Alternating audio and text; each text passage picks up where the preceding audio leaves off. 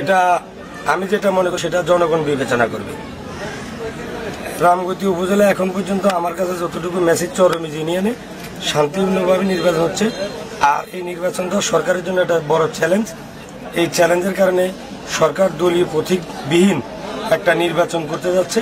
এই নির্বাচনে রামগতি উপজেলায় যে 3 জন প্রার্থী প্রতিদ্বন্দ্বিতা করছেন, তাদের মাঝে আমি যেহেতু আওয়ামী লীগের উপজেলা আওয়ামী লীগের সদস্য, আমরা দোয়াত কলম মার্কার পক্ষে ভোট করতেছি, পাবলিকের কাছে ভোট প্রার্থনা করেছি।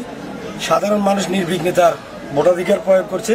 আমি আশা করব আমাদের এই কেন্দ্রে এবং চরমিজ ইউনিয়নে বিপুল ভোটে দোয়াত কলম জয়যুক্ত হবে ইনশাল্লাহ। শৃঙ্খলা পরিস্থিতি অত্যন্ত ভালো, কারণ সরকারের একটা চ্যালেঞ্জ এখানে সুস্থ শান্তিপূর্ণ একটা নিরপেক্ষ নির্বাচন উপহার দেওয়া। আপনি জানেন যে কমলনগর এবং রামগতি এবং নোয়াখালীর সুবর্ণচর, আমাদের রামগতি উপজেলা 2টা, এই উপজেলাগুলোতে নির্বাচন হচ্ছে। আইন শৃঙ্খলা পরিস্থিতি সেটা জনগণ এখানে আছে, যারা দেখছেন সকাল থেকে আমাদের রামগতি থানার ওসি মহোদয়, আমাদের স্ট্যাং ফোর্সের কর্মকর্তারা, আমাদের DC sir, ADC sir, circle SP general, ওনারা সহকারে আইন শৃঙ্খলা পরিস্থিতি অত্যন্ত ভালো। কোনো প্রকার জনগণের ভোটাধিকার প্রয়োগে যেন বিঘ্ন না ঘটে, সেই জন্য তারা সর্বাত্মক সহযোগিতা করতেছে। আমরা আইন শৃঙ্খলা কাজে যারা নিয়োজিত আছেন তাদেরকে আমাদের পক্ষ থেকে ধন্যবাদ জানাই, অভিনন্দন জানাই।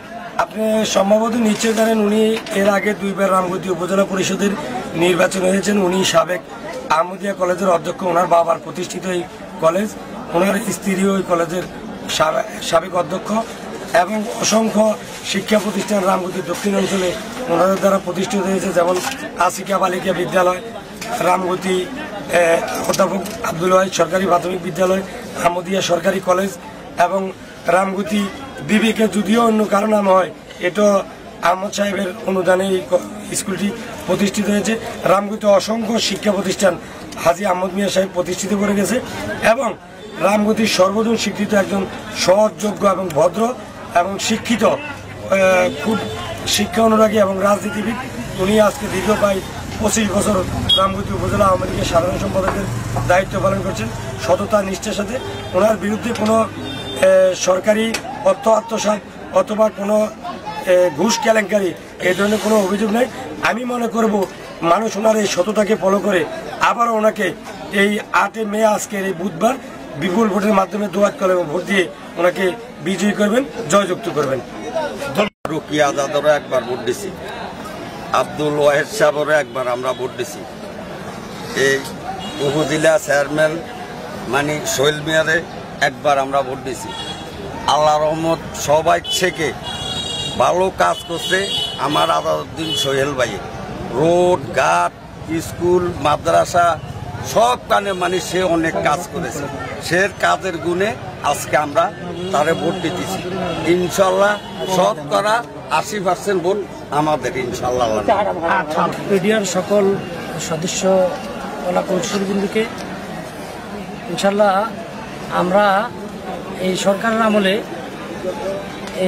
বর্তমানে আমরা যেই একটা অবাধ ও সুষ্ঠু নির্বাচন দেখতেছি, এই নির্বাচনের মধ্য দিয়ে যদি এই ধারা অব্যাহত রাখে, তাহলে আজকে আমাদের যেই জনগণের ভোটাধিকার আমরা দিতে পারছি কেন্দ্রে গিয়ে, এই ধারা অব্যাহত রাখলে রাষ্ট্র এবং দেশের উন্নতি হবে। সেই সাথে আমাদের প্রার্থী জনাব আলহাজ শরাফুদ্দিন আজাদ সোহেল সাহেবের বিজয় সুনিশ্চিত।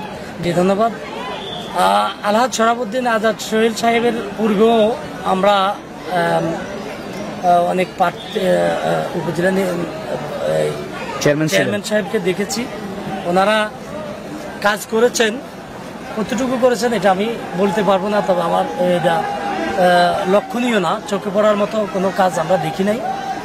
তবে আলহাজ শরাফুদ্দিন আজাদ সোহেল সাহেব যখন রামগতি উপজেলায় চেয়ারম্যান হিসেবে মনোনীত হয়েছেন, হওয়ার পরে আমরা যেটা উপলক্ষণ করতে পেরেছি সেটা হচ্ছে উনি আপনার রামগতির প্রত্যন্ত অঞ্চলে রাস্তাঘাট, খাল বিল, খালকে পরিষ্কার পানি নিষ্কাশনের ব্যবস্থা, সুন্দর ব্যবস্থা করেছেন। খালে রাস্তাগুলো মাটি ফেলাইছেন এবং পাকা করানোর যেখানে দরকার সেখানে পাকা করেছেন। এবং উনি মসজিদ মাদ্রাসায় বিভিন্নভাবে উনি মসজিদ মাদ্রাসায় দুস্থদের মাঝে বিভিন্নভাবে উনি সাহায্য সহযোগিতা করেছেন, যার কারণে এই রামগতি উপজেলার মানুষ স্বতঃস্ফূর্তভাবে আজকে এই ভোট কেন্দ্রে উপস্থিত হয়ে আপনার ওনাকে ভোটাধিকার প্রয়োগ করার ওনারকে ভোট দেওয়ার জন্য ওনারা এসছেন। কেউ কোনো অর্থের লোভে এবং কোনো শর্তের লোভে এখানে কেউ আসেন নাই। সব মানুষ ওনাকে বিনা টাকায় বিনা অর্থে এখানে ওনাকে ভোট প্রদান করার জন্য আসছেন। আমরা জনগণকে ধন্যবাদ জানাই আপনাদের মাধ্যমে, জনগণ যেন তাদের ভোট অধিকার প্রয়োগ করে সুস্থ এবং সাবলীলভাবে বাড়িতে যেতে পারে, এজন্য আমি তাদের প্রতি কৃতজ্ঞতা প্রকাশ করছি।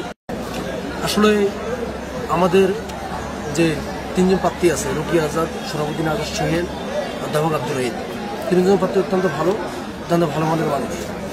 এদেশের জনগণ চাই উন্নয়ন। হ্যাঁ, সরাবুদ্দিন ইউনিয়নটা উনি মনে করে উন্নয়ন করছে। হ্যাঁ, ওনার ইউনিয়ন উনি স্বাভাবিকভাবে একটু মানুষের দল থাকতে পারে, কিন্তু আমি বেগম রোকিয়া আজাদের পক্ষে কাজ করতেছি। উনি 2009 থেকে 14 সাল পর্যন্ত উপজেলা চেয়ারম্যান ছিল, সেটা আপনারা সবাই জানেন। অনেক উন্নয়ন করছে। এখন আসলে এই দেশের জনগণ আজাদউদ্দিন চৌধুরী, মরম আজাদউদ্দিন চৌধুরী, উনি ভূমিহীন নেতা ছিল। এদেশের অনেক হাজার হাজার লোককে যারা বাসস্থান, পৃথিবীতে বাঁচতে হলে 3টা জিনিস লাগে, বাসস্থান, খাদ্য, চিকিৎসা। হ্যাঁ, 3টা জিনিস লাগে। এই বাসস্থানটা আজাদউদ্দিন চৌধুরীর পক্ষে ওনার সম্ভব হয়েছে। আপনার দৃষ্টিকোণ থেকে খুব সুস্থ সুশৃঙ্খল নির্বাচন হচ্ছে। ইনশাল্লাহ খুব সুস্থ। দেখতেছেন আপনারা মিডিয়া ভাইরা, জনগণ দেখতেছেন। হ্যাঁ, যেহেতু এটা তো রমিজ ইউনিয়ন, এখানে রমিজ ইউনিয়ন বিধায় কি সরাবুদ্দিন আজাদ সোহেল সাহেবের সমর্থন তো বেশি, তাই না? ওনারা কি আপনাদেরকে কোনো কার্যক্রমে ডিস্টার্ব দিচ্ছে বা বিঘ্ন করছে? আশা করি ডিস্টার্ব হচ্ছে না, যেহেতু ওনার ইউনিয়ন, ওনার জনসমর্থন থাকবে। বেগম রোকিয়া আজাদের ওইদিকে 5টা ইউনিয়ন, ওইদিকে ওনার জনসমর্থন ভালো। আশাবাদী আমরা, আমাদের বিজয় সুনিশ্চিত ইনশাল্লাহ। ধন্যবাদ জনাব চৌধুরী। আপনি বর্তমান যে বেগম রোকেয়া আজাদ, উনি তো নারী প্রার্থী, তো মহিলাদের অগ্রাধিকার গোটা পৃথিবীতে সব জায়গায় দিয়ে থাকে, আমরাও দিলাম। আপনি কি মনে করেন ওই 2জন প্রার্থীর চেয়ে আপনার প্রার্থী উপজেলার সার্বিক উন্নয়নে ভালো কিছু করতে পারবো বলে আপনার প্রত্যাশা? আপনি জানেন আমাদের মাননীয় প্রধানমন্ত্রী জননেত্রী শেখ হাসিনা, উনি একজন নারী, উনি বাংলাদেশের একজন রূপকার। হ্যাঁ, ওনার দ্বারা যত সম্ভব হচ্ছে সারা বাংলাদেশ চালানো, বেগম রোকিয়া আজাদের দ্বারা সম্ভব রাঙ্গুতি উপজেলাকে একটা মডেল উপজেলা হিসেবে গড়ে তোলার জন্য। ধন্যবাদ জনাব চৌধুরী।